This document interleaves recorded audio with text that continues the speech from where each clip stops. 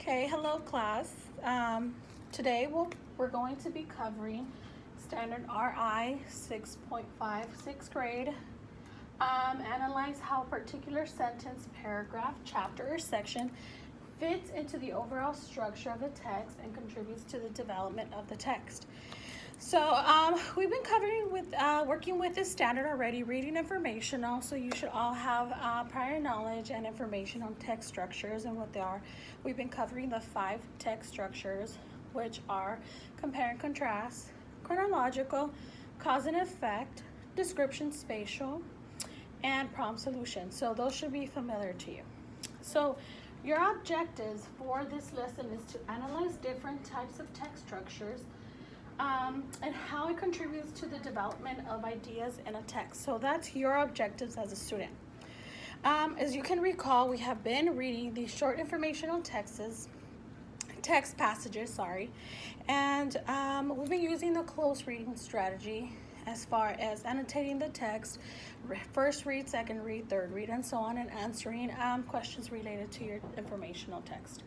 So you have been working with this. It should be familiar to you. We've been using the thinking maps as well in order to help you understand the concepts of these text structures and how they are broken apart. So today you will analyze a short passage. It is informational text in your groups. You're going to be working with collaborative work, groups. So you will be working with your group.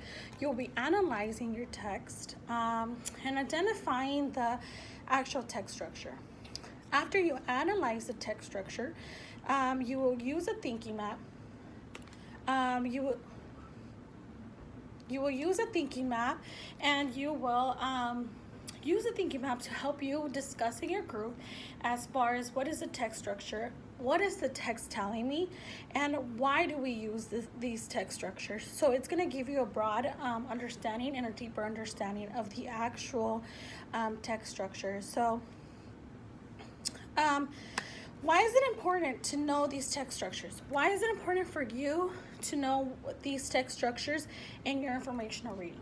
Well, obviously, I think you already know that these informational texts will be in the SBAC, they will be in your testing, and they will be in the district benchmark as well. So, but beyond that, not just because you're going to see them in your benchmark and your assessments and the SBAC, the state testing, you don't need this.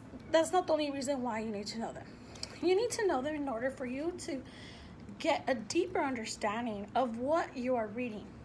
It helps you organize your ideas, your thoughts in terms of the text. So it might be how the text is organized, how it's structured in order for you to understand. How is it broken down for you to understand? So basically, you're deconstructing the text. You are analyzing it, deconstructing it, and then analyzing how it actually contributes to your understanding or to the text. So if you have a text structure that is problem and solution, automatically you identify the problem, you identify a solution. You can use a tree map, you can use a brace map, right? And that would help you in deconstructing what is this text structure, how is it organized. I have a problem, I have solutions, right? So that'll make you understand, that will make you analyze, hey, this is my text structure, I have a problem, I have solutions. Once I identify these problems and solutions, it helps me understand and grasp the concept of these text structures. So if there was a problem solution text as far as no gum allowed in class, right? So because there's a rule, no gum in class, and some solutions for that is maybe as a free time, maybe as an incentive you can use gum, maybe for testing you can use gum. So there may be other solutions that'll make you understand that, hey, maybe gum can be used for concentrating, maybe as a reward. So there are different solutions to that problem solution text structure. Now, you will use this not only in the testing and your overall educational career, but most importantly, you will use it in your everyday life. And just so you know, these text structures are seen throughout all kinds of informational texts, articles, magazines, right? Encyclopedias. So these are things that you will use in your college career as well, and your career in the future. It will apply to your life later on. As long as you are in school, you will use these text structures. Okay, they will always be there. It's now you becoming a conscious about these text structures. So you will definitely use them in your life. You will definitely use them in reading articles, magazines, right, in your life. So it's very important that you understand how these text structures actually help the understanding for those passages, help you understand and go in depth in terms of text structures, right? So once you analyze your passage with your group, I want you to discuss, all right, what do you guys think the text structure is? Once you analyze the text structure, I want you guys to use a thinking map. Use the thinking map to organize your ideas in terms of how the text is organized. So if it's a compare and contrast text structure, you're going to use a double bubble map, right? If it's a cause and effect, you're going to use a multi-flow map. If it's a description, spatial, you would definitely use the single bubble map.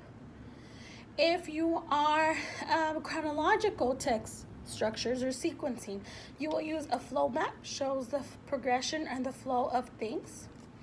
If you are using if you're working with a problem solution, you will use a brace map or a tree map, right? So there's definitely different thinking maps for each type of text structure, okay? Once you do that, when you work with your partners and you work with your group, you analyze it. I want you to go a step further. I want you to analyze it. Analyze it, what does that mean? Analyze means break it apart, deconstruct. What does this mean? What does that mean? How is this part of this part? How does this make this part whole? How does it make it better for you to understand? That's what I need you to do. Break it apart where you know how it's contributing to the entire piece. So obviously you're going to take a passage, you're going to take your paragraph, and you're going to see how that paragraph that I assigned actually contributes to the whole idea of the whole informational text. How does it help you understand the whole idea, and how is it structured? So you're going to do that in your groups, your collaborative groups. You're going to have your collaborative discussions, your think, pair, share, your thinking maps. After you're done with all that, I need you guys to also work in your groups and create your actual thinking map on a poster, which I will hand out. And I need you guys to discuss it. Put it on in writing and see how it contributes to your understanding. At the bottom, you will put a short paragraph, 5 or more sentences about how it helps your understanding of the text, how the text structure helps you understand the overall informational text. After you're done with that, you're gonna have an exit ticket, which will be on the board. Please park it in your allotted number on the parking lot. And the exit ticket will be a short passage. You will need to read the short passage and identify the text structure. Once you analyze the text structure, there's going to be another sentence stem that will ask you, this text structure is blank. You'll give me the text structure. After you identify the text structure, the question will ask you, after analyzing the text, my understanding is that blank blank. What is your understanding about the topic or the actual text, the informational text that I gave you? How did it help you understand the whole development of the ideas in the actual informational text? Passage, sorry. So once you do that, park it in your lot, in your parking exit ticket parking lot, and sit tight, and then we'll go over them and discuss them, and we will definitely see if you were right or wrong, and we'll go from there. Okay? Thank you very much. Have a good day.